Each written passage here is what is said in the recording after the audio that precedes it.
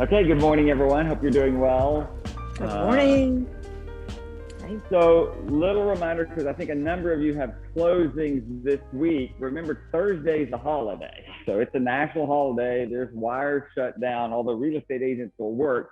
But I mean, there's not going to be, everyone needs to remember things are going to be closed on Thursday. So if you have a closing on Friday, if you don't have your settlement statement on Wednesday and money wired early, remind your clients it's a federal holiday. Banks are not work. The courthouse isn't going to work. It's a national holiday, so it's a little weird to have one on a Thursday.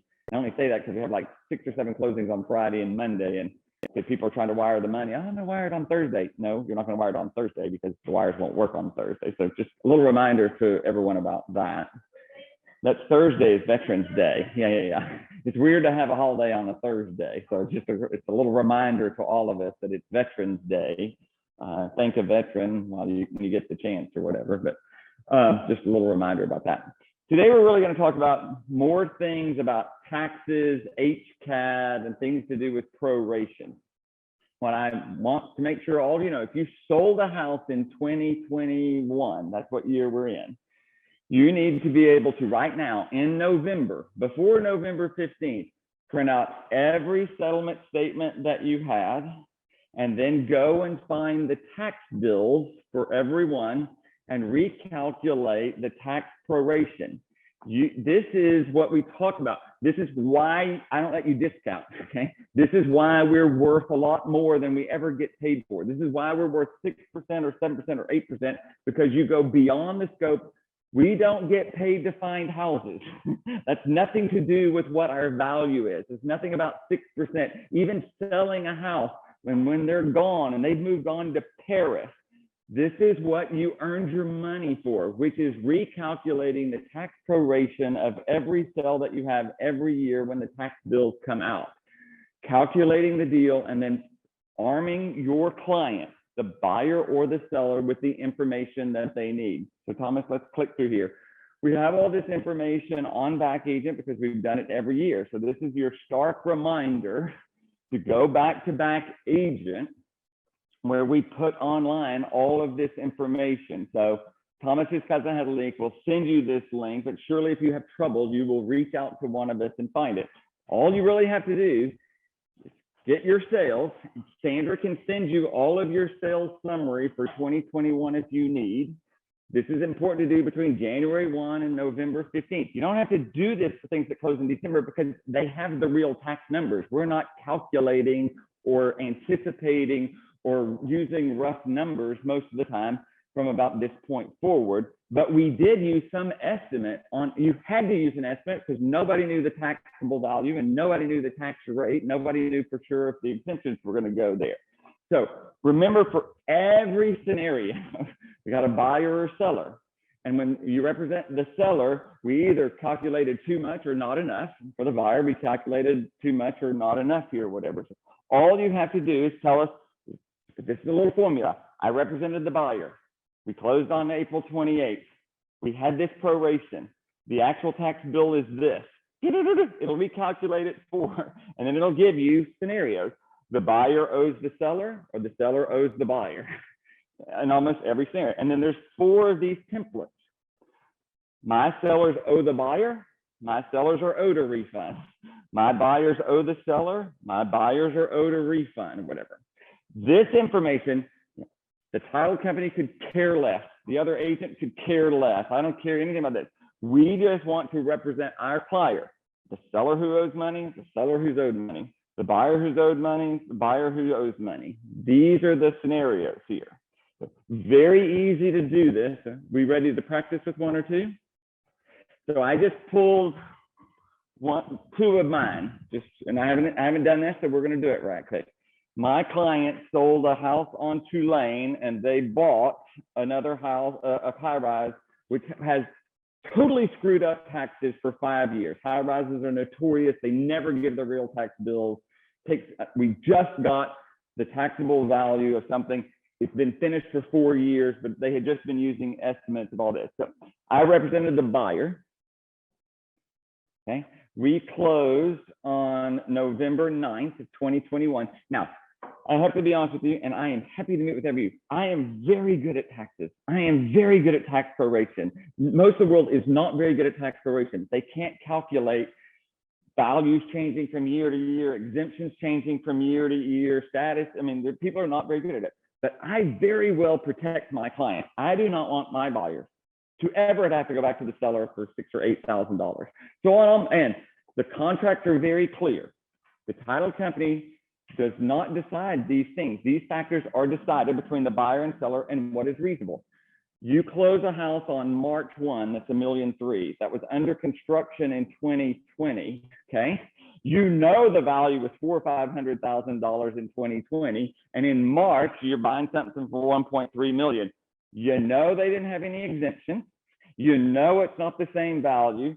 The title company just wants to use last year's number, which you know is bad, okay? You know this is bad. You cannot drive to Mexico City and start pretending you're in Texas. You're not in Texas anymore. You're in a whole new world. So if we have an estate and grandma died in 2019 and they didn't tell the tax office and they still claim some over 65 exemption thing in January of 2020 and you close in 2021, they committed fraud, they committed tax evasion. That's on them. I don't care because I don't represent them, but I represent my buyer who's not going to let the title company use an exemption we know they do not qualify for.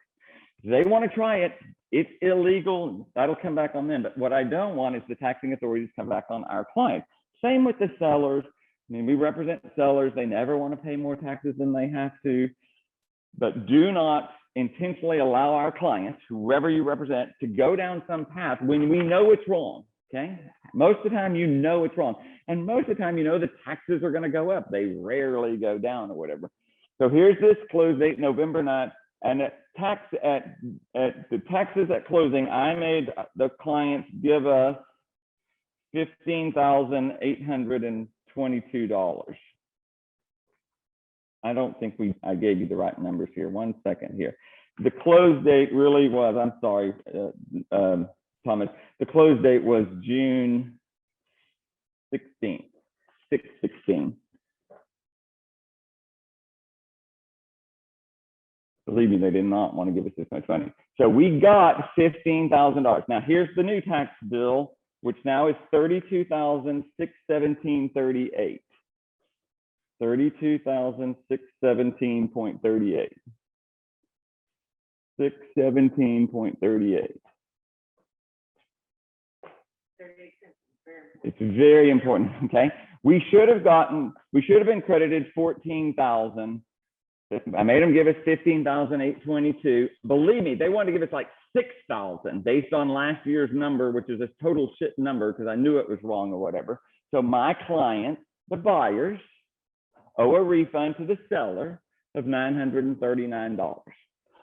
I have a little template.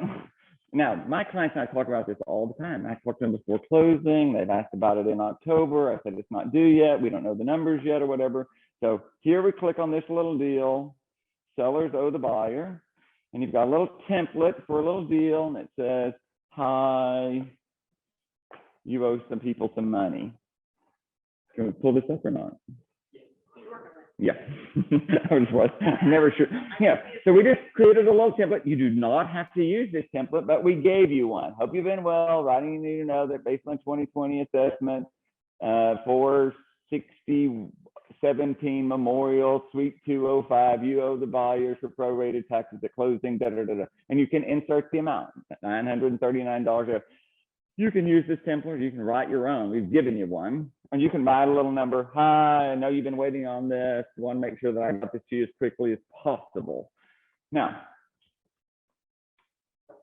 I will tell you, our responsibility is to our clients. Our responsibility is to our clients, okay? I'm telling our client they owe $939.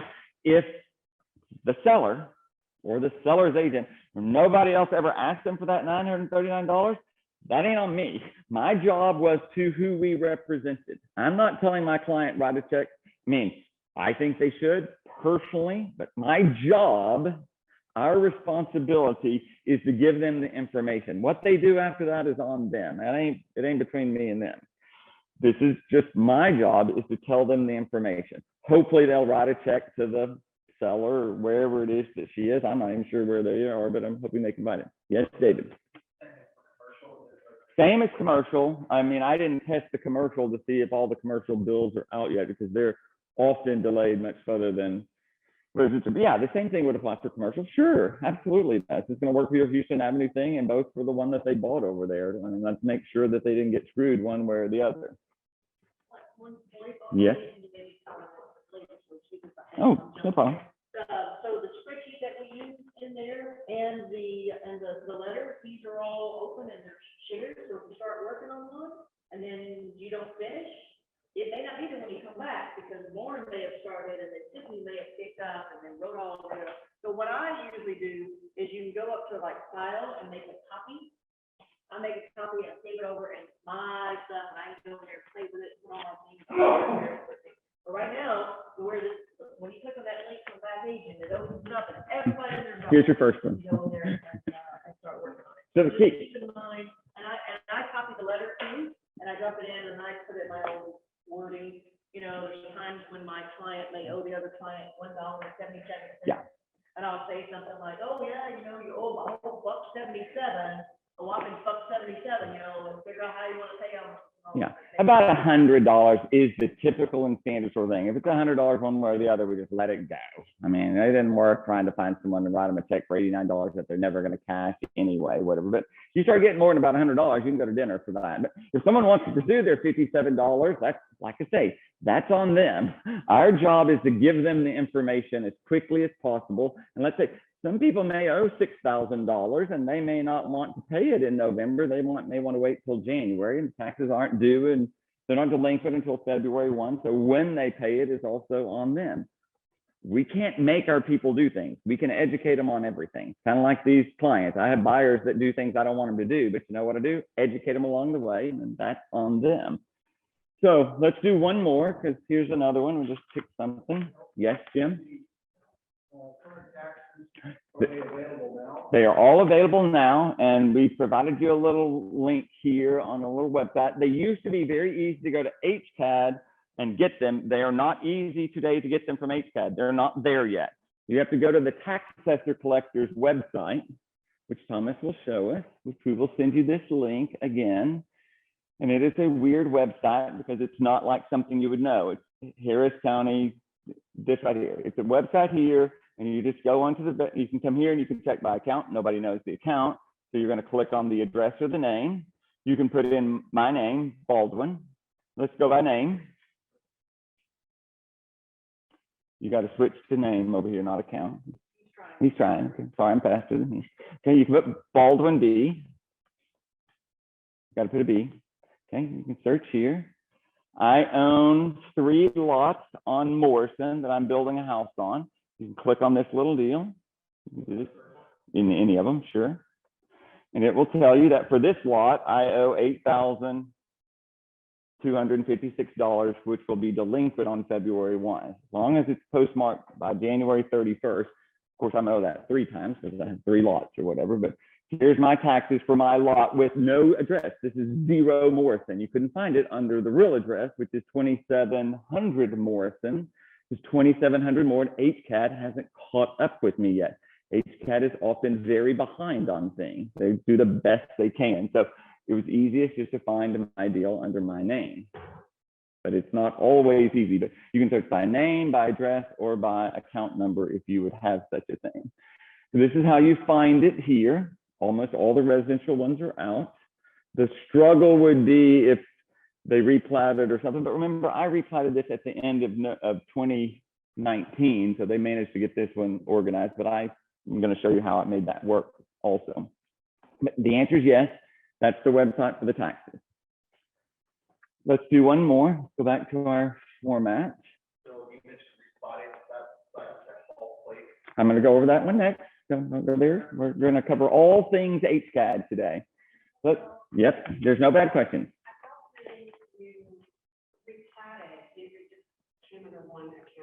Okay, I'm going to go over that. Let me just read. Let's go over that in a second. Okay, here I represented the seller. Okay, I represent the seller. And we sold 1511 Weber on February 26th.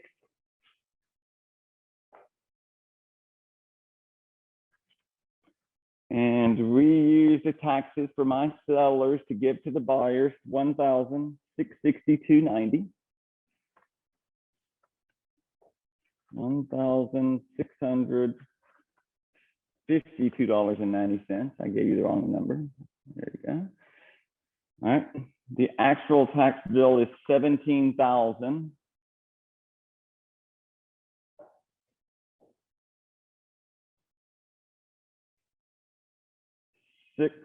$638, $17,638.35. It's going to recalculate our sellers for Weber owe the buyers of Weber $1,094. I did represent the seller. The other agent is stupid. Other agent should have asked for more money. That's on them. I represent the seller. The seller wanted to pay the least amount of money. We knew this tax bill was going up. I knew in February the tax bill was going up. I explained to my sellers, you're going to owe, and I specifically, and I usually send them an email, you are going to owe the buyers money come to the end of the year. But because they didn't ask for it, I would, if I were the buyer, I would have recalculated last year's number plus 10% at a minimum. My people moved the year before. They didn't even qualify for homestead exemption in 2021 because they didn't live there. They lived in Dallas already. And the HCAD can figure that out because the tax bill is going to go to Dallas or whatever. But we're just going to send our little sellers, you owe the buyer this much more money. We're going to send it to them. If the buyer never asks for it, I'm sure my seller, this guy, is never going to pay that money unless someone asks him for it. My job is not to tell the buyers that they're due this money. I'm going to tell you how we contact those buyers later. But here's Weber. So the key is print out all your settlement statements, go find the taxes, calculate the information, give this information to whoever you represented. You will be a hero, especially if they get back $1,000 right before Christmas. This is how you earned your money, especially if they're long gone. They will have rave reviews. They will Yelp review you. They will send you a letter. They will write you a card that you can use as a testimonial. So this is a very huge, this and the homestead exemption thing we're going to talk about in the beginning of 2022 are extremely important ways that we provide value to our clients after the sale. Okay? I cannot stress to you enough to do this. Take just 1 hour to print the settlement statements, take an hour to print the tax bills, then go when you're not doing something, plug in the numbers. If it's $37, you don't really have to worry about it too much, but I would calculate what it is and then send them the information. Any question on this one? Highly important, especially if you're new and we haven't had this conversation before. I try and have it every year, but this is a great reminder that you can be a huge hero to someone. While you are there, especially if it's someone, you know, that you represent, you would be surprised the huge number of people that do not have homestead exemptions that qualified for some homestead exemptions. You would just be totally surprised. And you know what? It's rich people. It's our clients that sold their house and bought some custom house for $2 million. They bought that on their own. And you glance at my client, Jed Silverman, is this huge lawyer. And every time I look at, he typically buys a house on his own, some custom thing that he built, whatever. I wasn't that involved. We go and sell the other house. I look up on his personal house and he still didn't have homestead exemption, you know. You can reclaim homestead exemption backwards 2 years. Okay, it's not that easy. You got to be persistent about it. But if you qualified, you can still go get it or whatever. So I would pay attention to whether or not these people, because even my sellers, if I had a seller and they didn't have their homestead exemption, they're going to get to pay the taxes without the homestead exemption. You're going to go back and file for homestead exemption for 2020 or 2021 or 2019. Yes, Lauren? You only have it on one house. And you only have it on one house January 1 of that year. Up to that's right. But let's say you had it at 1814 Columbia and you moved to 2602 Curry and you didn't move it over there. And you, from 2019 to 2020, now the 2020 tax bills are out. You can go back and pay the bill and then go back and claim your homestead exemption. You qualified, you had your driver's license there, you had a water bill there, you didn't have an exemption any other place or whatever. And they'll 9 months from now mail you some check for $4,000 or $5,000, and you're going to be damn great someone told you that you qualified and that you can go back and get it. We'll be talking more about that when talking more about homestead exemptions at the first of the year. You can notice a lot of things about who doesn't have their homestead exemption on these things. The seller of that Sophie thing claims she has homestead exemption, but I'm just telling you, I just printed the bill, and on the bill it had 0 exemption. So if she wants to go back, and this happens all the time, the seller of Caroline wants to go back and file for homestead exemption. She has lived there for 3 years. She didn't get her homestead exemption in 2019, in 2020, or 2021. If she gets it and goes back and gets some refund, we'll all make money. We'll all pay less taxes or whatever. And so our client may owe them more money, but they'll be able to claim.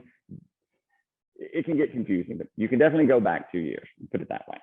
I go on listing appointments all the time with people that, you know, someone in the firm sold them the house that they really weren't my client, but they call us and I go and look and I say, yeah, I noticed that Glenda Winburn sold you the house and you hadn't had your homestead exemption for 12 friggin' years over here that you qualified for. I can't help it if Glenda didn't let you know this, but let me help you get back your homestead exemption for the previous 2 years.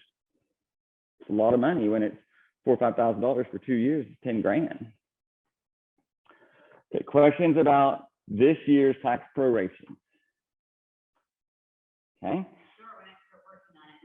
And I'll be available to help. It's just a number. These are all just numbers at some point. It's math, but yeah. Yeah, happy to help. It's not, it's, you know. We tried to make the templates as easy as possible, you know, because we used to have to calculate the days. It was 287 days, but we've made it as simple as possible, I think. But yeah, we're happy to help. That's right. So we're going to send you this little link, but whatever, it has all the 4 letters on there. We need to modify something. Okay, so let's go to David. No, let's go to my scenario. Okay, so let's go back to my deal. I have these 3 lots. I don't want 3 lots and 3 tax bills for my new house that I'm building. So I want to consolidate. Now, when I replatted, I took a large tract of land, and I'm just a realist, have real estate work. There's only so many 16,000 cells of land, 16,000 square foot lots in the Heights or Woodland Heights. So you know it's easy to calculate a 5,000 square foot lot. That we know what the value is real quick. So when I replatted, because I need a loan to build this multi-million-dollar thing, I replatted into 3 50 by 110 tracts of land. Okay. So I replatted my 3 tracts and then another tract of 8,000, which I sold that 8,000 square foot tract off, which was fine. But because I wanted maximum value, and if I just screwed up along the way and couldn't afford the house on the bill that I was designing, I could sell 1 lot 3 times to Modern Bungalow, who will pay me about $550,000 for a 50 by 110 square foot lot, unrestricted, not in a historic district, walking distance to Travis Elementary, right? So when I replatted, I platted into something that I thought made sense. That's why I platted into 3 lots, because it was easy to determine. For the bank, I could tell, how much are your 3 lots worth? 3 50 by 110 square foot lots, zoned to Travis, not in a historic district, worth about $550,000. Okay. But after I did that, now I'm building a house. I want 1 tax bill for the 3 lots. So I'm going to consolidate my 3 lots into 1 tax bill. Okay. So I'm going to combine accounts, which is easy enough to do. There's a form. You just go to HCAD, you click onto the forms, you go to split out or combine the real property, you click on the little deal, it gives you the form, and you can just write the same thing. I want to combine parcels. I'm going to list the 3 HCAD tracts that I have. Here's my mailing address, who we are, to sign it. And it was easy enough for 2022, instead of getting the 3 tax bills that I just showed you that I'm going to get 1 tax bill. I combine those together. After I'm finished my house, I'm going to take my 1 new HCAD tract and I'm going to apply for homestead once I qualify for homestead, but I'm not going to qualify until January 1 of 2023. I'm going to qualify while I'm under construction, but I combine the tax accounts. You can't homestead something that you can't live in. So while I'm under construction, I don't qualify for homestead there. We're just having a This happens a lot when the neighbor buys the lot next door. I mean, we have a lot of that. We have plenty of people that have multiple lots, any number of areas. They not just the height, of course. You can buy the lot next door, tear it down, and you would be able to, if you have your house and a separate lot, you ain't going to be able to get the homestead exemption on the lot. If I combine the house with the lot, I'm lowering not only the increase of the value, but I'm lowering the taxes because I homesteaded 10,000 square feet instead of 5,000 square feet. Very common in our world, very common in real estate, okay? But often what happens is now I'm going to cash out, I'm going to sell my house, but I'm going to keep the lot because I'm going to either build another house or sell that to somebody different, which is fine. So David is buying 1445 Whole Place, a house where they bought the lot next door and combined them together. We're going to go to closing on Friday, and the tax account has lots 151 and 150. They're only selling lots 150. So David's clients are going to need to subtract out or split out the tax account. And they're going to use this form right after closing. Not going to matter until after January 1 of 2022, okay? Because that's when all this is. But you could go ahead, if you're the new owner and you close November 15th, you can start the process of splitting out your tax account, which you're going to want to do because you're not going to want to share a tax account with your old seller that you just bought the house from. So you're going to use this form the day or two after closing. You need the deed. You're going to need the recorded deed, which you can get back from the title company actually in about a day, or will get mailed to them in a couple of weeks. You're going to just send this right on over to HCAD and separate the tax accounts right on out over here. This has nothing to do with your proration problem, Dave. Nothing, that has nothing to do with it. All we're talking about is how do I separate out a tax account that used to be with another tax account? Sometimes sellers might want to do this before they even go to sell, but rarely, because they want the combined tax benefit of being combined, okay? This is how you correct these items. You split out or you combine very easily on HCAD. You're going to help your client do it. You're going to look like a hero. You're going to look like you're so smart how to make them where they're not getting a tax bill. The reason we replat all the time, because plenty of people, you can own the house next door to this one, and you can sell her 2 feet, the east 2 feet of your lot and block, and you can buy that 2 feet. You ain't going to get a separate tax bill for that 2 feet until you go through the platting process. So forever, your tax bills are going to be wrong, okay? And y'all are just going to have to work it out together how you're going to pay your 250 feet scenario. The only way you get a separate tax bill. So when we buy these large tracts of land and we divide them into 26 houses, and now you're buying one of these houses over here, the same thing. The only way you're going to get a separate tax bill for that is if it goes through the replat. So we sell tracts of land, parcels of land, and parts of parcels of land all the time without replatting. Happens all the time. I take a church that was on lots 1, 2, 3, 4, and 5, and I sell lot 1 to Lauren and lot 2 to Cindy and lot 3 to Nicholas. I can do that tomorrow. They're just going to get one tax bill for the 4 tracts of land until someone goes down the either split out or replatting of those sort of deals. I understand this can get confusing because I have a dozen agents a day call me on how this works across the city because they don't get it. The other side doesn't get it. But I'm just telling you, you're going to get a separate tax bill. If Frank buys 2 lots and Lindell over there, and he's going to have to do something to divide out the tax so that the taxes are divided into 2. If it's already lots 1, 2, and 3, you're just going to split out like this. You're going to split out lot 1 from lot 2. But if it was lot 1 was 100 feet wide, and now you're going to split into 250, you're going to have to replat. You don't have to replat to sell, remember? But if you ever want separate tax bills, you're going to have to go through the replatting process, which does cost $8,000 or $10,000. I can sell off the east 50 feet of lot 1. I ain't going to get a separate tax bill. So always the seller wants to sell the east 50 feet, and they want the buyer to pay for the replat, right? Because nobody wants to pay the 8 or 10 grand to replat, which takes 2 or 3 months. Yes. Okay, so I sold a lot to a builder, 9,000 square feet.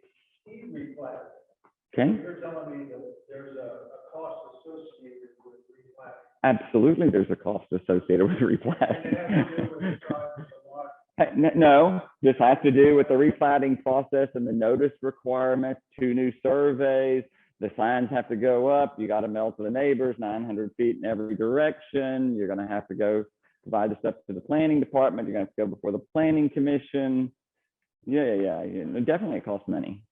None of that stuff is easy to do. You're saying it's somewhere between 8 I would consider myself $8,000 to be a normal platting process. Mm-hmm. Mm-hmm. Mm-hmm.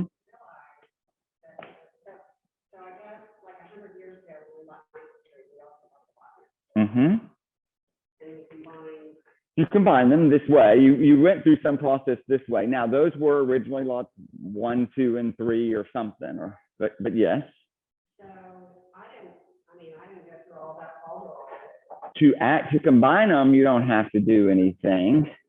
But if you replatting is usually subdividing, although it could be increasing, but it's subdividing something. It's taking an acre of land and making 26 deals, or it's taking 3 50-foot wide lots. Let's just say I have 3 50-foot wide lots here on Highland or whatever, and I want to create 2 75s. I'm going to have to replat the 50 into 2 75s. There's a process to do that. Otherwise, we're going to get 3 separate tax bills until someone does something. But you subdivide, you're going to go through the replatting process. Mm-hmm. So you represent a client and he has a 12,000 square foot lot, and then you look on the HCAD and you look around and you see it really 3 50-foot wide lots. Okay. So he has, the buyer at that time probably has the option just to buy it in as is, or does he have to spend additional money to say, I want to separate it If out? they were originally platted into 3 in your scenario, and you just want to subdivide into 350s, that's not replatting. They were already platted that way. And someone is just for tax purposes combining them into one tax bill. Combining them into 3 into 1 or 1 into 3, that's not replatting. That's just I own 3 lots that are contiguous, and I want one tax bill for 3 lots because I'm going to homestead those 3 lots into my homestead. Go. This is no cost. To split out lots that were already subdivided or to combine costs nothing. So if you have lots 1, 2, 3. Uh-huh. and you want to combine, no cost. No cost. If you have one lot that's big and you want to end up with 1, 2, 3, it's going to cost you to replat. Absolutely it is. Yeah, absolutely. Even if I have 3 lots and I'm going to combine them into just 2, so I'm going to have 2 75s with my 350s. Yeah, you got to replat. No. This is just to get your tax bill right. You're just correcting something on HCAD so that they're sending me 1 bill versus 3. That's just a technicality. If I want to sell 414 Balin, I want to carve off the 25 feet and sell that to the next door neighbor, I can sell it tomorrow, but the neighbor and the purchasers are going to get one tax bill that they're going to have. I mean, the purchaser is still going to get a tax bill for 75 feet until you go through the replat. So it would change like a lot of blocks. Absolutely. So that means Absolutely. instead of just combining. Mm-hmm. Okay. These are all great questions. This is why we're talking about this. So like when you replat something for 10 more feet, like let's say you need to move something that you want to replat and add 10 more feet. Mm-hmm. Doesn't that mess up the minimum lot line or lot? Well, if there's a minimum lot size in place or some deed restrictions that prohibit that, you wouldn't be able to do that. But I mean, my Balin tract, I replatted 5 times for God's sakes. I mean, I kept moving those lines right and left all the time over the 12 years that I owned that tract of land or whatever, because I bought what was a 75-foot wide lot on Morrison. Then I ended up buying the big house. So then I moved the deal and I wanted 126 feet. And then when I wanted to sell, I only wanted to sell off 100 feet. I mean, I had to replat all those times to make it reflective of what I ended up going over there. That was a weird deal, but build lines, I would love to cover when I cover surveys, but this is what I'll say about build lines. There is always a build line. Okay? By code, it's kind of like this.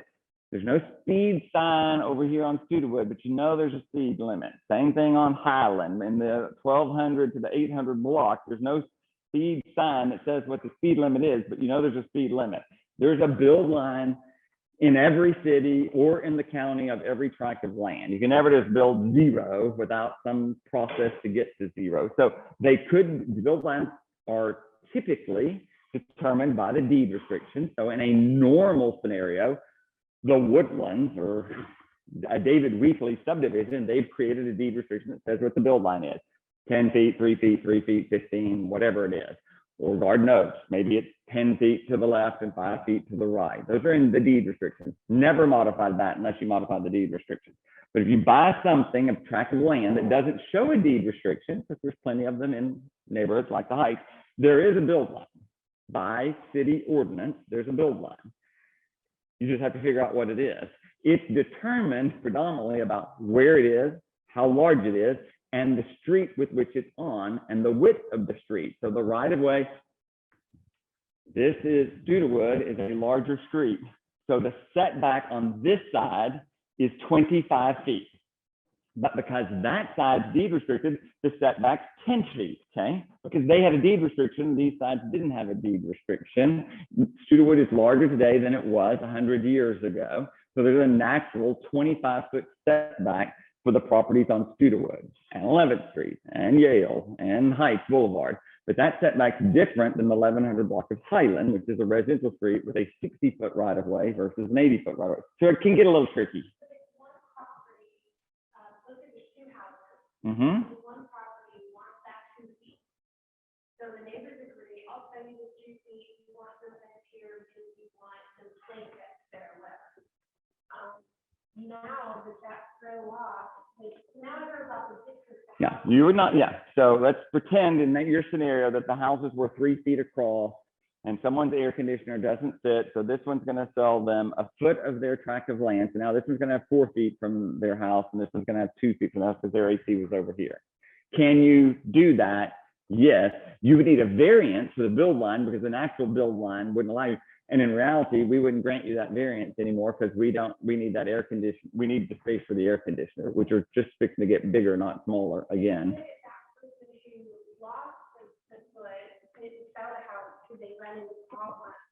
It would be in violation. They could. The reality of it is no.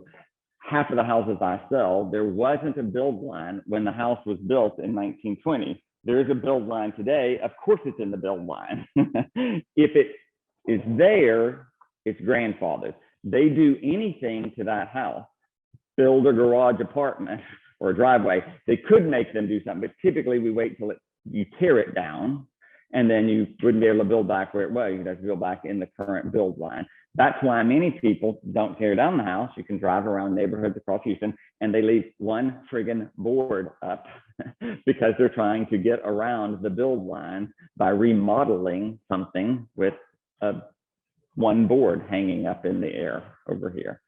And so the rules are different between remodel and total new construction. But these are great questions.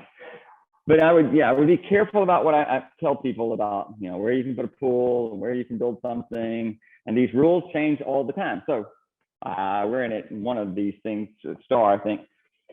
Typical house, driveway, garage apartment, wooden staircase up to this garage apartment right on the build line. Very common in my world in Houston Heights. Very, very common. Little old lady lives there. No one takes care of the garage apartment. You get under contract. We're on a whole new subject here.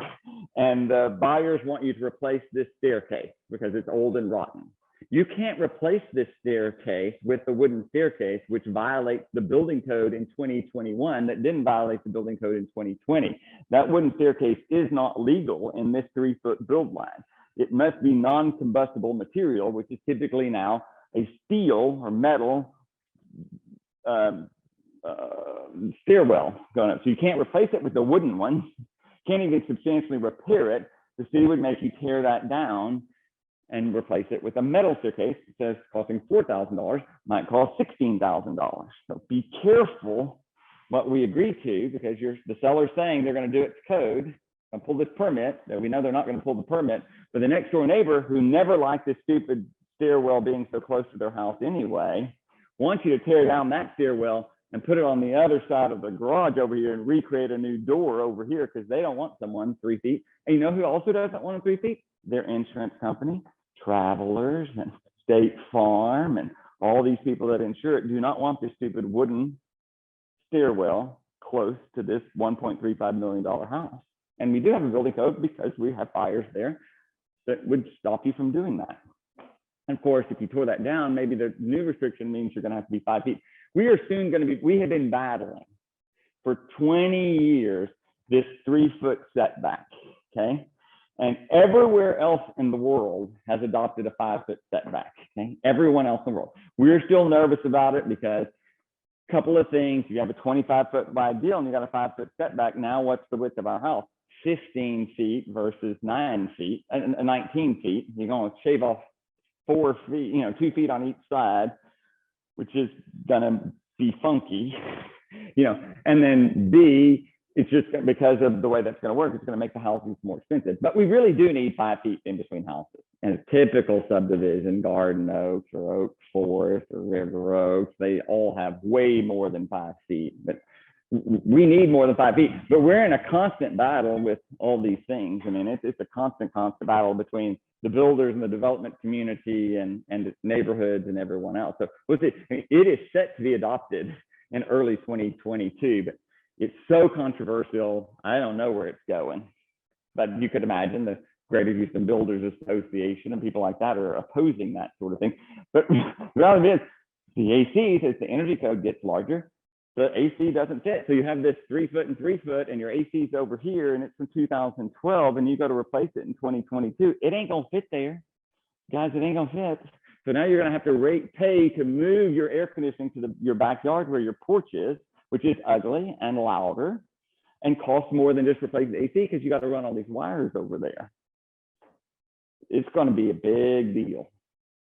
Knowing these energy codes and how that impacts this 3-foot setback, especially these houses that were built in the 90s, 2000, 2010, they're soon going to have a vast amount of problems. 3 feet is not enough for a 16-seater air conditioning.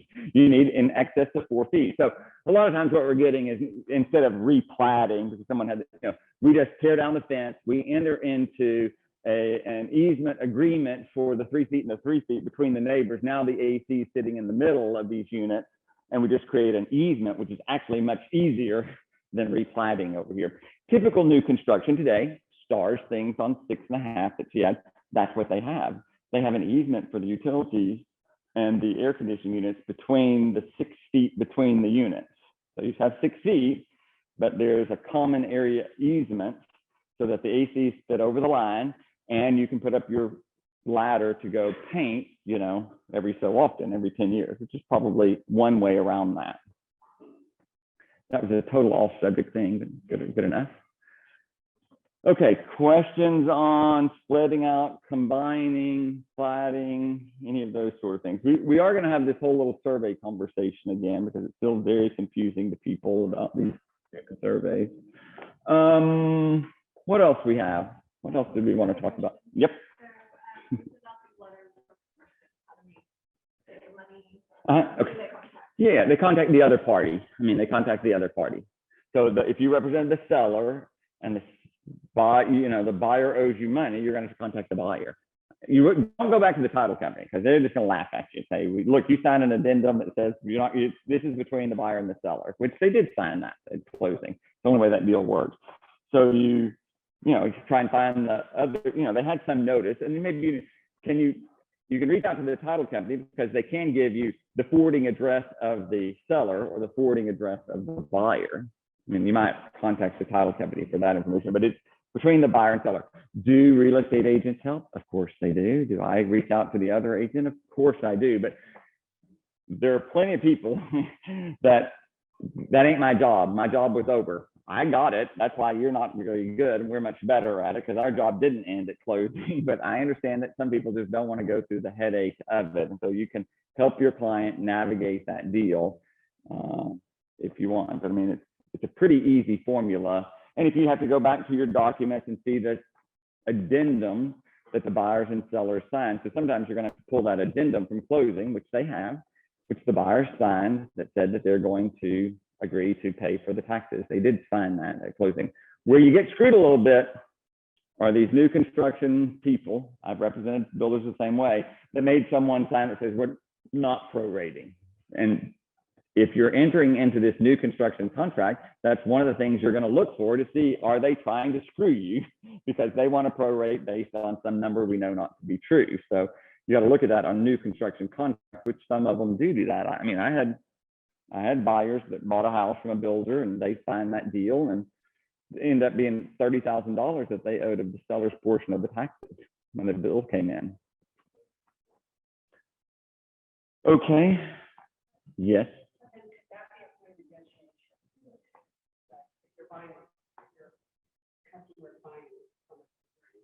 Sure, you can negotiate that. Why would we want? Because I can calculate, if David's buying a house right now in Oak Forest and they say it's going to be due in March, but it ain't going to be due in March, it ain't going to be finished in March. Let's say it really goes to June or July, and the seller's not willing to prorate the taxes, but wants to use 2021 numbers, which that's what it would say in the contract, then I can go and say, all right, what was the 2021 tax bill?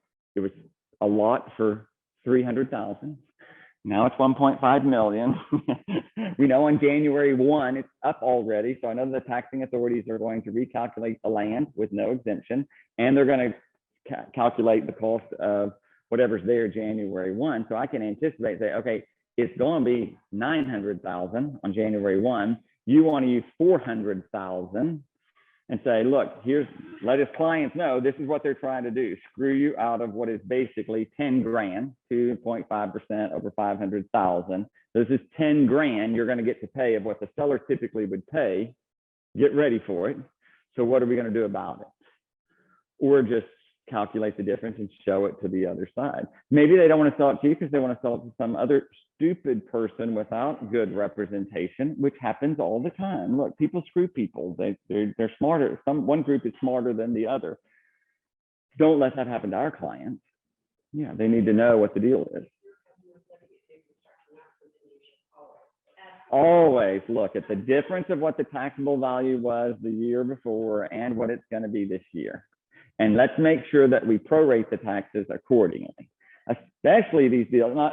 New construction gets this all the time, especially if it's a 6-pack of townhouses where the lot was 500,000 and now we got 1/6 of that. So what's that? $80,000 they want to use.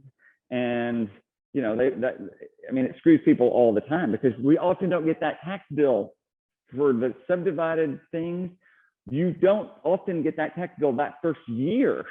And so you're looking at getting it in year 2. That seller of the Sophie thing that we're on is just fixing to get 3 years of taxes at $35,000 a pop. She's fixing to get a $90,000 tax bill because they didn't have the tax bills in 2018, 2019, or 2020. They just got them, which is often the case of these big projects like that. It's often, I mean, you want to see it bad? Go buy David Weekly house in Fort Bend County. You know how far Fort Bend County is of subdivided lots of precedent? At least 3 years. At least 3 years. Do you think Fort Bend County is working hard to get all that resolved? They can't keep up. Too many subdivisions. Yes. On that form, Section 3.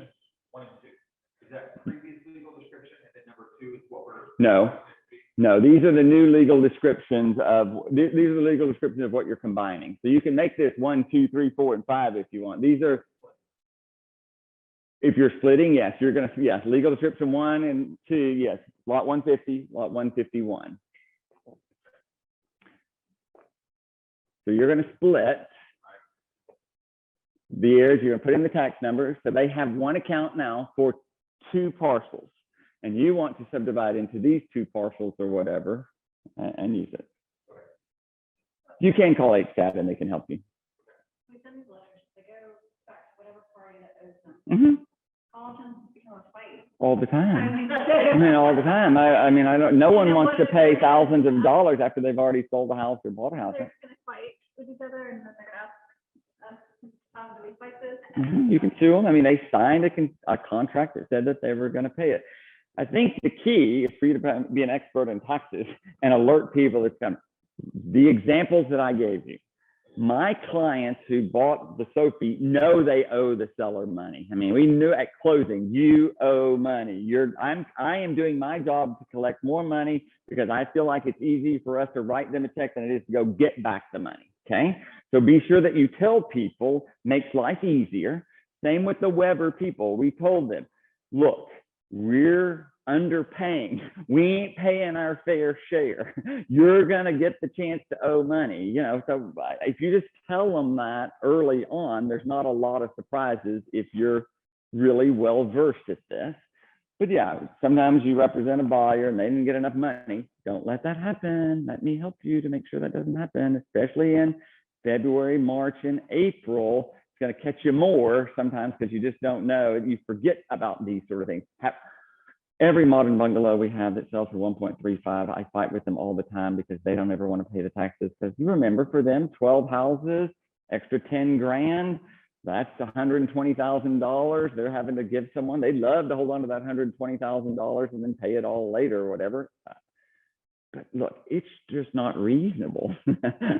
Let's just go give the people the fair amount of money. We know that you're going to owe them anyway. Why do you want to hold the money? I mean, it's a constant battle. Believe me, it's a constant battle. The higher the price point, the higher the battle gets all the time. But yeah, you'd have to file suit on them. I mean, but most people shame the people. It is these estates, though.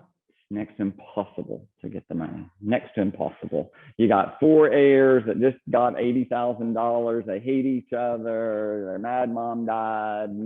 One of them got the damn diamond ring from grandma. Yeah, you got to go back to 4 heirs and get the money back from them. Next to impossible. Probably never going to get that money. Seller sold you a house. They're going back to Caracas, Venezuela. You ever going to get that money? Never going to get it. That's why I'm telling you, what you really need to be is a very good estimator of prorated taxes. This will save you a lot of headache.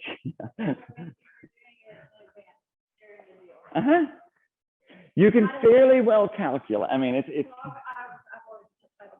no, please. I have never allowed title company to do this in the last 20 years of my career. Well, I usually make sure I get out of the option period along the way. I mean, I don't do it all the time before the option period, but you can tell, look, when I did the contract, you know what you got to pull up HCAD, you're going to look at it, and you're going to see what their taxable value is. And if it's $386,000 and you're paying $756, ding, ding, ding, we got a problem, Houston. But even, look, 1.1 million that you're closing at 1.3 million in May, you know those taxes are going up 10%. That's $112,000. That's $2,800. You know, if we're closing in June, that's at least $1,400 that the thing's off. It doesn't take much to, I mean, these are number games. You can calculate pretty easily. If it's $383,000 the year before and you're buying something for $390, it ain't going to be that big a deal. But rarely is that, you know. But we do sell houses all the time that were for less than the taxable value than the year before. I mean, it could go down. If you're in the deal, you're figuring that out. Who do you talk? Well, I mean, whoever we represent, remember? If I know it's significantly different, if I'm looking, you know, I might write it in special provisions, but yeah, especially, yeah, could I write it in early on, calculate, you know, taxes will be prorated on the sales price. That's a very common thing to write in the first few months or whatever. Tax calculations to be recalculated with no exemption because we know they don't qualify for any exemption. You put it in special. Yeah, you just put it in special provisions. Mm-hmm. Let us help you. Let us help you. Okay. I think you just have to do this a year or two to see the difference, to figure out the importance of it. You just have to. Yeah.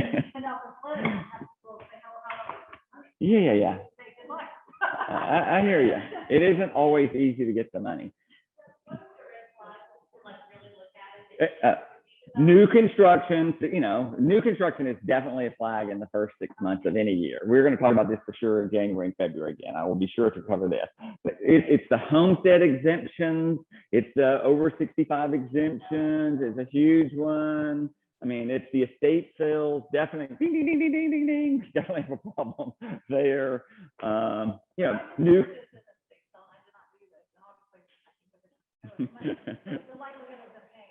It's just, I mean, they live across the street from you or something.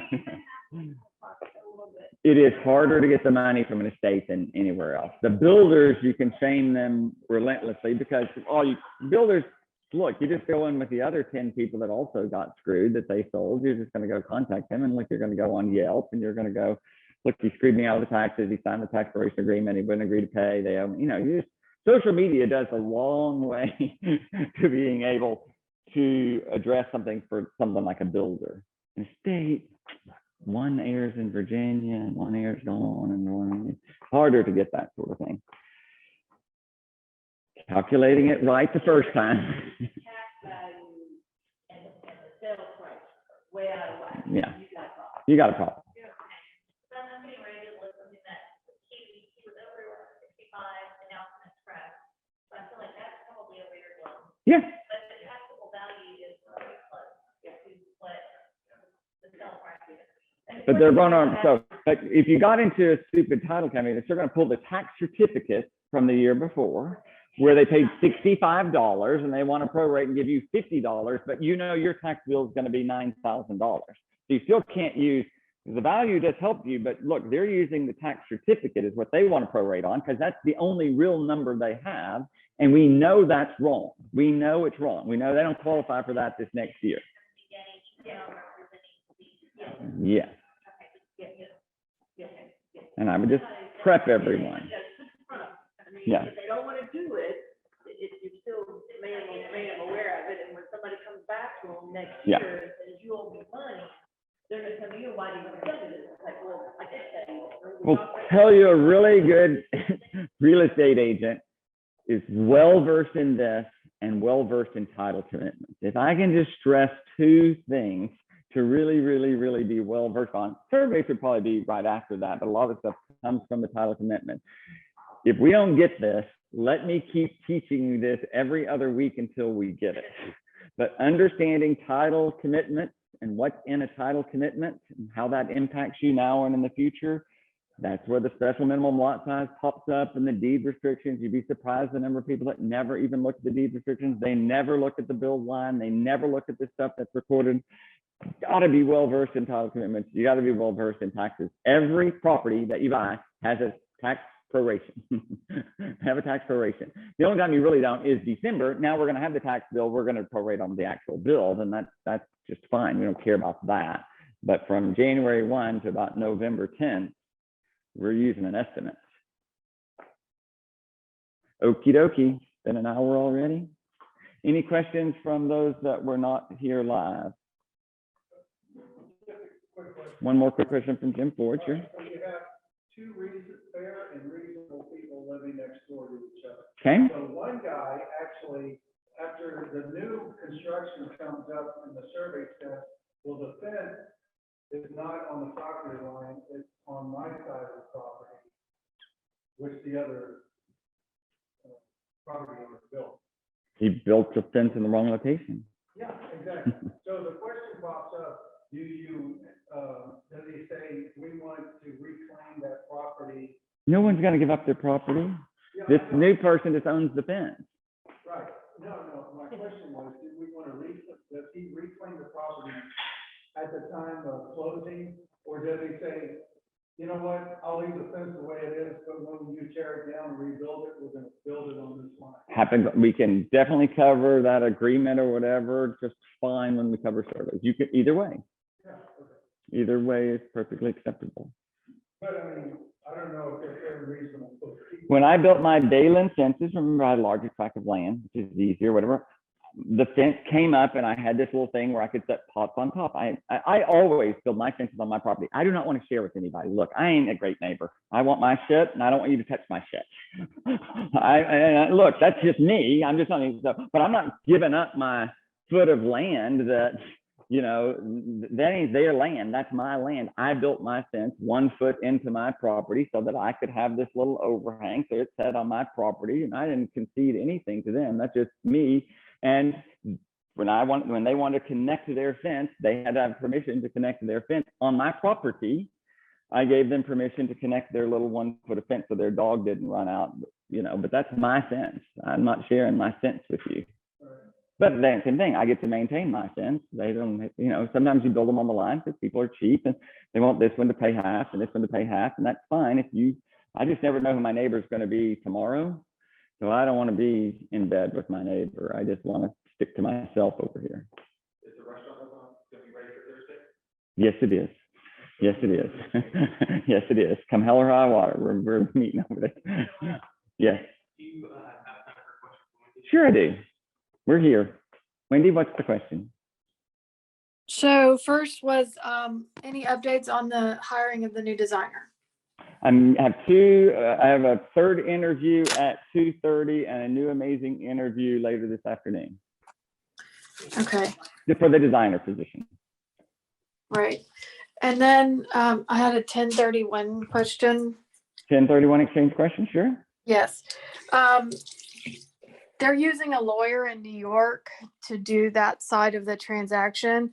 Can that lawyer in New York be the person that you give the identified properties to, or does it have to be There is somebody? no regulation that they are state by state. That is a federal, these are federal, this is 1031 exchange question. So the exchange is not required to be in Texas or Harris County or registered with the state of Texas. You're avoiding federal income taxes. These are federal deals. So yes, you can certainly use a New York firm to identify the properties. They're going to be the agent from the 1031 exchange. There's no rule that they have to be a Texas-based company. Thank you. Mm-hmm. Yes, ma'am.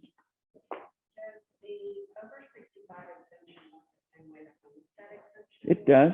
It does. That's correct. Yep. We are doing something for Thanksgiving. We're not, yes, we're going to announce soon what we're doing for Thanksgiving. We're going to have a potluck lunch thing here for Thanksgiving. That's what I'm doing. So for sure, that's what we're doing. And we'll do the same sort of thing for Christmas. And then same thing, we probably won't have a big Christmas party, although we probably have some happy hours soon as COVID and boosters are kicking in or whatever. It's time to kind of do these little happy hours that we used to do. So we'll probably have some happy hour between now and Christmas. And then our big toast to the new year, which will be like the second week of January, which we're having it at that new historic building at Herman Park, what used to be the stables or whatever that they restored during the middle of COVID or whatever. And we've moved that several times now. Anyone going to the post opening? I registered for the post opening. I don't think I'm going to go since I've already been on my little tour. So someone could take my place if they wanted. 17,000 people RSVP'd for the grand opening of the post, which is good for the post. I just don't know that many people. It's a huge thing or whatever. We'll see. Live Nation has the Willie Nelson concert on Thursday, so we'll see how that works. The post is the Barbara Jordan post office that was developed by Lovett Properties or whatever, which is this amazing structure. It has the world's largest rooftop garden, which exceeds that of Apple and Google, although you can imagine soon someone else will be making that larger, but it's 6.5 acres, 7 different microclimates on the roof. That is a public park that's open from basically morning until about midnight. It's on private property, but it's a public park. You can just go to the park. But there's tons of restaurants and things there, meeting. There's the concert hall, which is for 5,000 people. It's where the Barbara Jordan post office was, which is the edge of downtown or whatever on Franklin Street. It's an amazing structure, amazing concept. And look, this is a multi-billion-dollar project that they're just getting started on. Remember, everywhere. And I think we need to make sure everything that you see in Houston, Texas is going to be different 10, 15, 20, and 30 years from now. There's nothing that's going to be the same. And trust me, if you're not also saying this earlier, everything that you see is going to be torn down and going to be significantly larger than it's ever been, okay? The label warehouse thing at 19th and Yale there, where you start down the path, is soon to be a new 7-story building, glass, modern, with retail on the first floor, 3 parking levels and parking garages and offices on levels 5 and 6, which will be beautiful offices overlooking all of the heights until the next high rise is built. Everything is going to get bigger, okay? So even that post thing, everywhere that you see a parking lot will be a 30-story hotel soon.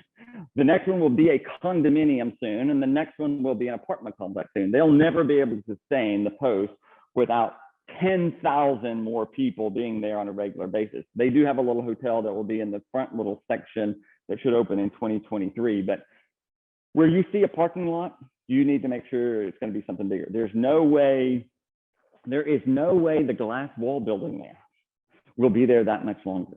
It will be torn down and it will be something much taller. That's just the nature of the game. I think some people just don't understand. Do you know what is that BB something? You know what that's going to be? Torn down soon. You know what it's going to be when it's torn down? Big, tall.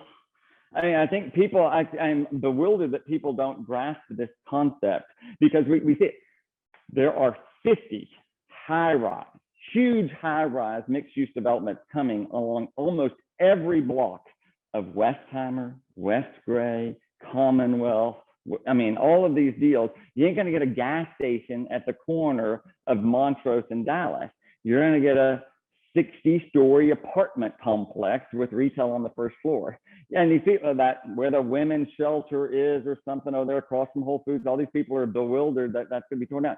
You know what you're going to get? 70-story building. It's going to look over Buffalo Bayou Park and Montrose. I mean, all of these spaces are going to be significantly taller and bigger than they've ever been. You know, for people who don't think that way, I'm just not sure what they're thinking here. It's just this building of 1-story, 2-story thing is virtually not going to happen much anymore. It impacts, you know, look, I'm in these meetings with these politicians all the time, and they want to talk about how much traffic and everything they're going to have. You know what we're going to have? 1 million more people, which is a lot more people, which means the traffic is going to go slower. I mean, it is going to go slower because you're going to have more people. But what will happen is the same thing that happened in the Heights. Because remember, people bitched when Kaplan Ben-Hur come, they bitched when those apartments come at Yale and 6th or 7th, whatever there. 20 years ago, I was forced at 3:01 in the afternoon to go eat someplace else. There was no place to eat here that long ago. You were forced to go to Montrose to go drink. You were forced to go to the Galleria to buy clothes. You were forced to go to Lower Westheimer to shop. Now, you know what I don't do? Drive to the Galleria, Montrose, or Lower Westheimer. I drive 1 mile from my house to get ice cream, coffee, a tie, a gift, alcohol, wine, food. I don't drive anymore. I don't have to drive anymore because we have everything in the Heights. We got multiple HEBs and grocery stores, and you're fixing to get 20 more restaurants. So, I mean, people will, I don't have to drive to Westheimer. I don't have to drive to the Galleria. I don't have to drive down Montrose very much. So I've eliminated all those cars of people who are just staying in Heights. But whether you like it or not, I mean, the truth of the matter is, the more cars that drive down Cedarwood and the slower it gets, is the safer for every one of you, your dog, your kid, your grandmother, and your neighbor. We must slow down Cedarwood. One way to slow down Cedarwood is to have more cars on Cedarwood. They'll drive slower. They don't need to drive fast. The average speed on Cedarwood is 47 miles per hour. You know what it is? 22 miles too fast. One way to slow it down is to have more cars stopped at the light, backed up over here. You know what they'll do? They'll be backed up right here, and it'll be easier for cars, I mean, for people to cross when it's slower. Fast traffic kills the bicyclist, kills the kids, kills the dog. It's a whole different topic. Yes. So how is the 3rd, 4th ward, I want to say, your house deal? We have, I will tell you that it's going, it continues to gain some momentum. Nicholas contributed, thank you. Actually, a lot of people contributed lately. We've had to get confidence. We got a $50,000 donor, which got us another $25,000 donor, which got us the Houston Rockets to come in and give us $100,000 or whatever. So we're at about $200 and something thousand. Our goal is $250 by November 15th of our $500,000 goal. I think that will give people confidence to give their $20, $50, and $100, which we still need plenty of people to give $20, $50, and $100. But you know, we weren't going to make it on $20. You know, although we need the buy-in from a large number of people. So I think it's going fine. We haven't gotten that much press, but I think the Rockets thing will be, we haven't announced some of those larger gifts yet. We changed the website yesterday to note a few of those things. But I think when we Can you get the remind Rockets, us the website? do what now? Remind That's us our the website is alliesoffreedmanstown.com. Alliesoffreedmanstown.com is where people can donate. Selena hopefully put it on back agent. But I think, you know, I'd love for, I've gone to the Black Area Houston Association of Realtors to see that they buy in. We need a few more people to buy in, but I think if we can get this publicity from the Rockets and what is Jalen's last name? The basketball player. Is he the basketball player? He is a best. For the Rockets? No. Oh, okay. Brandon knows who that is. I don't know who it is either, but he has 16 million followers on his Instagram account. We need him to do a little post this week. I think that'll help. So, okay, dokie. Thank you. I'm around all day. If you need something, let me know. Hopefully you learned something. Do I? You know, my thoughts on Zillow, I've been talking about Zillow for 2 years. I mean, it's in the same vein of things as the Compass model. These, I mean, like I say, I can buy all the houses I want to if I can lose $60,000 a house, which was the average of what they were losing. This is what I mean, I knew it was unsustainable. At some point, the stock market will tell these people it's unsustainable, and they'll, I mean, I applaud them for actually doing it. They'll take some little hit, but the model was not sustainable. So they need to figure out, they're going to make money off of your leads, and they're going to sell you a lead, and they're going to sell you a Zillow deal, and that's, they make money on that. They only lost money on iBuyers or whatever.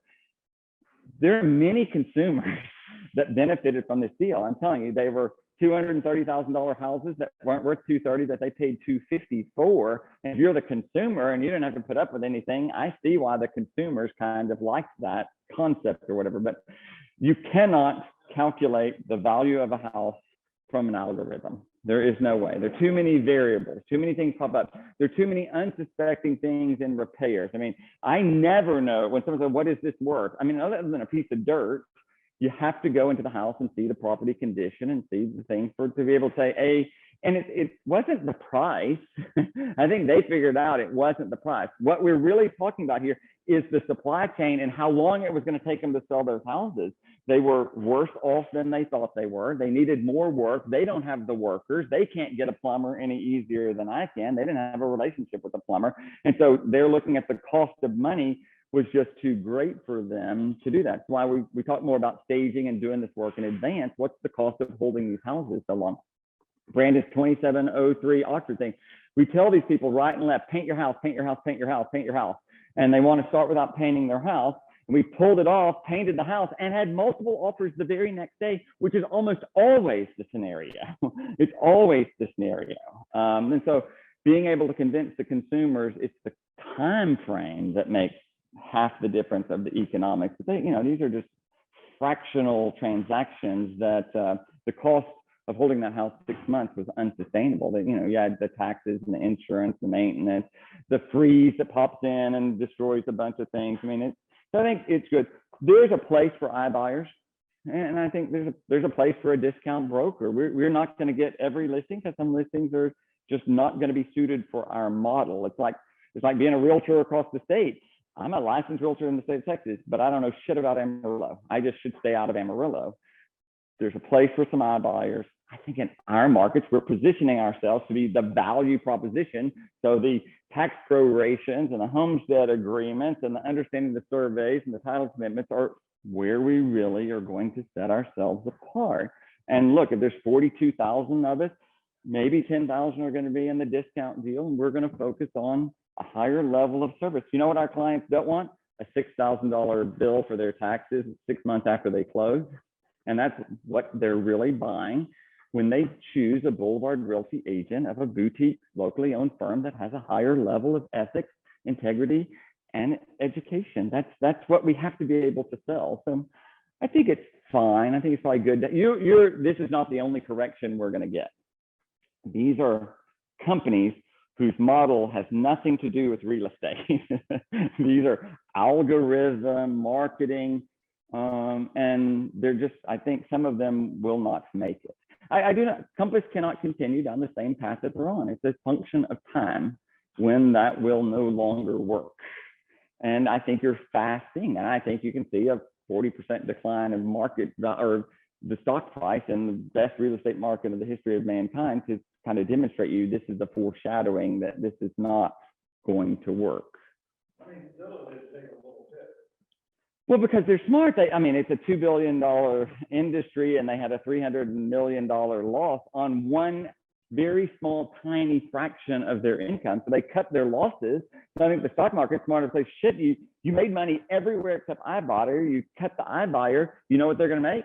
$500 million worth of profit in the next quarter. So I don't mind buying Zillow stock. Zillow is going to make money. The only place they lost money was in iBuyers. You can look at their financials and see. So if you cut that loss, you're going to make money. So their stock should, I mean, it might have taken a hit day one, but you're going to look at it and say, okay, let's get back to what you really know how to do, which is lead generation. You know what they have? A better website than har.com. My clients get a house notified from Zillow before I get it on har.com. And I scream at har.com. How is my client figuring out something 15 seconds before I am? We should delay Zillow by 10 minutes to at least give me a fighting chance of getting it before them do. Because they get it, send me the link, and I can't find it on HAR yet. That's ridiculous. We've got to stop that. Because the only advantage we have is har.com at the moment. No, I scream at it. My clients, seriously, get a listing and send it to me before it's on. And it's there. The Zillow is getting it from har.com, guys. They're getting it from har.com, yet they get it before I can get it. That's not right. We have got to fix this. Which, I mean, I scream at them all the time on this.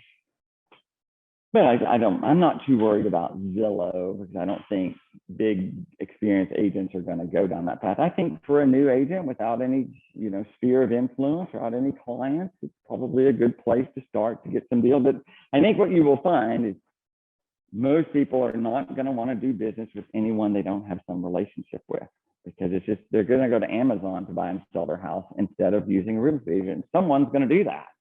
I can't help that. Someone's going to want. It's kind of like lawyers. A third of my clients are very wealthy, very experienced attorneys. But you know what? If they're a real estate attorney and they get a DWI, they go and hire Tyler Flood. If they get a divorce, they go over there and hire Tony Busby. I mean, they're still going to go hire a different lawyer who's a trained specialist in what it is that they're not trained in. And so my clients that are lawyers could read a contract, but what they can't do is figure out the title commitment, calculate the tax proration, understand last year's taxes versus this year's taxes, understand there's a build line when it doesn't show there's a build line, understand the cost of repairs or those sort of things, or they're usually pricks and no one wants to do business with them, because they're lawyered up.